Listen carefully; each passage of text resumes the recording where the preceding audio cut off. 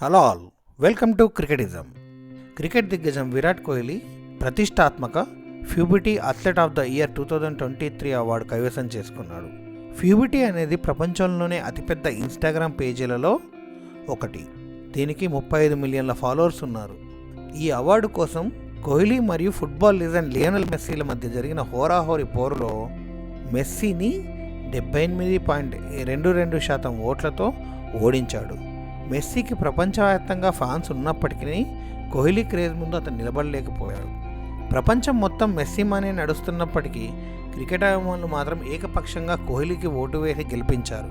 ఈ అవార్డు కోసం కోహ్లీ, మెస్సీతో పాటు నోవన్ జాకోవిచ్, Pat Cummins, LeBron James, Erling Haaland, Cristiano Ronaldo, Max Verstappen, Michael Jordan తదితరులు పోటీ పడ్డారు.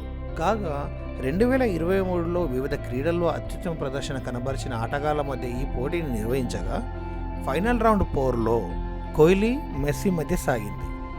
కోహ్లీ ఈ ఏడాది ఆద్యాంతం పరుగుల వరద పారించి పలువురు ప్రపంచ రికార్డులు కొల్లగొట్టగా, మెస్సీ ఏడాది పొడుగునా గోల్స్ వర్షం కురిపించడంతో పాటు తన జట్టుకు అపురూపమైన విజయాలు అందించాడు.